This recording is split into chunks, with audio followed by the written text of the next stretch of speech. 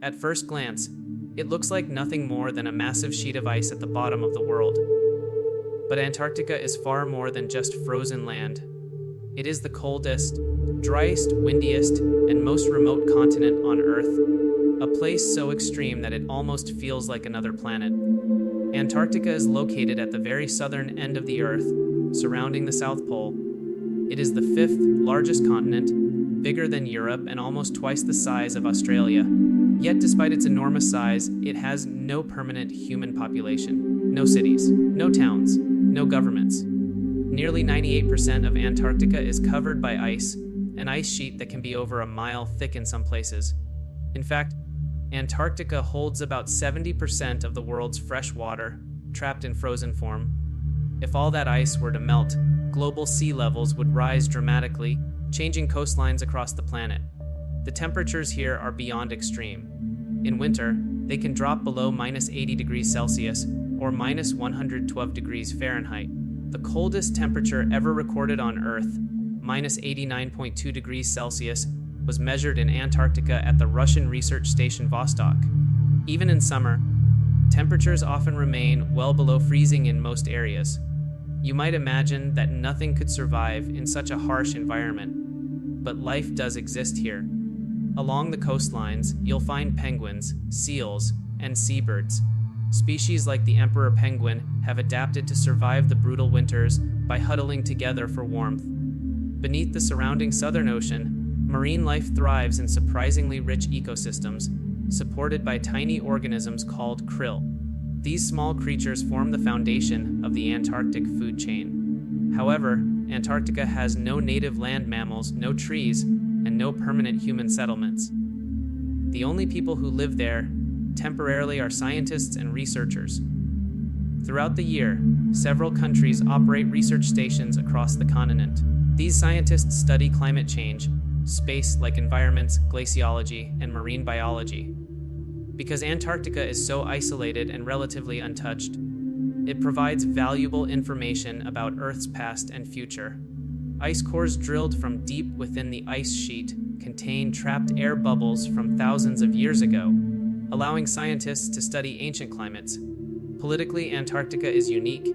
It is governed by the Antarctic Treaty, signed in 1959. This agreement ensures that the continent is used only for peaceful purposes and scientific research.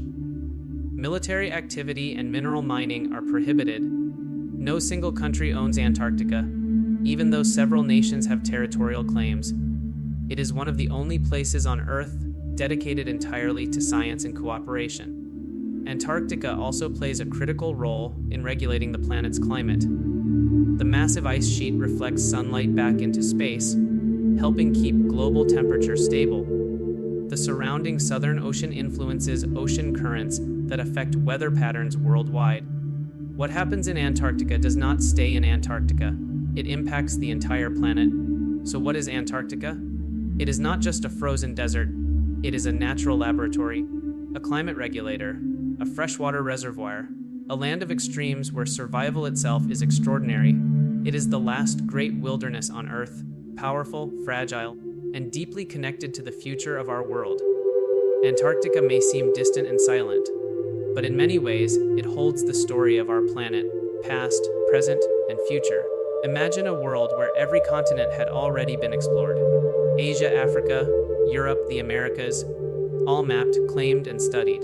And then, at the very bottom of the planet, there remained one final mystery. A land of endless ice, no cities, no forests, no human life. Just silence and snow stretching beyond the horizon. This is the story of Antarctica, the last continent to be discovered. And the big question is, who actually discovered it? For centuries, people believed there had to be a massive southern land. Ancient geographers called it Terra Australis, the unknown southern land. They believed the Earth needed balance. If there were large landmasses in the northern hemisphere, surely there must be land in the south as well. So they drew it on maps long before anyone had seen it. But it was only a theory. No explorer had ever confirmed its existence. During the 1400s and 1500s, when European explorers were discovering new trade routes and continents, Antarctica remained hidden.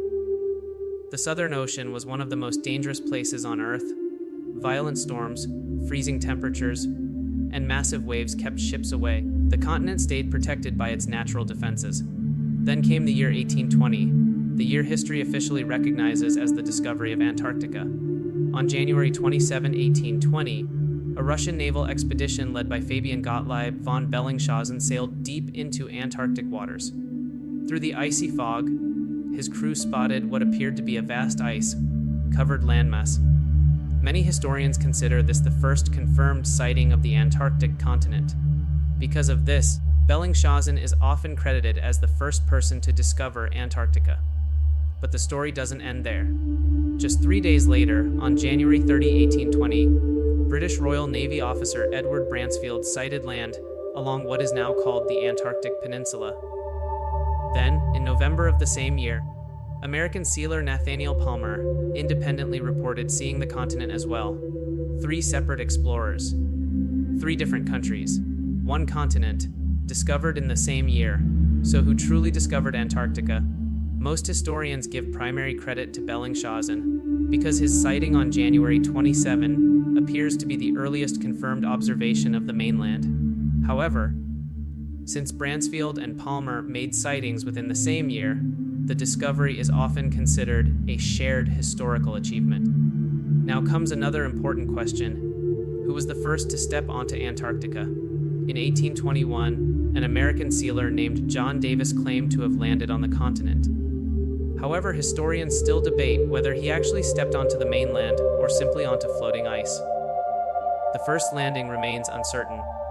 Nearly a century later, during the early 1900s, Antarctica became the stage for one of the most dramatic chapters in exploration history, the race to the South Pole. In 1911, Norwegian explorer Roald Amundsen carefully planned an expedition using sled dogs and efficient routes. In December 1911, he successfully reached the South Pole, becoming the first person in history to do so. Weeks later, British explorer Robert Falcon Scott arrived at the South Pole, only to find that Amundsen had beaten him there. Tragically, Scott and his team died on their return journey due to extreme cold, exhaustion, and lack of supplies. Antarctica had been discovered, but it was far from conquered. And then there is one final twist in this story. In 1513, more than 300 years before the official discovery, an Ottoman admiral and cartographer named Piri Reis created a world map known today as the Piri Reis map. Some researchers claim that a landmass drawn at the bottom of that map resembles Antarctica. A few even argue that it appears to show the continent without ice. However, most historians strongly disagree. They believe the map simply shows South America drawn inaccurately, extended too far south. There is no solid evidence proving Antarctica was discovered before 1820. Still, the mystery adds intrigue to the story. So in conclusion, the most widely accepted answer is this: Antarctica was first officially sighted on January 27, 1820, by Fabian Gottlieb von Bellingshausen. But Edward Bransfield and Nathaniel Palmer also sighted it within the same year, making the discovery a near, simultaneous event shared across nations. And perhaps the most important realization is this: Antarctica did not begin to exist when humans saw it. It had been there for millions of years, silent and frozen. When we say it was discovered, we simply mean that humanity finally reached it, recorded it, and placed it on the map.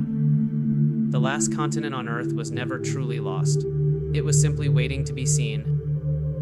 Deep dive into history's greatest minds. Hit the like button and subscribe to The Genius Blueprint. Who should we cover next? Marie Curie or The Secrets of Da Vinci? Let us know in the comments. Thanks for watching.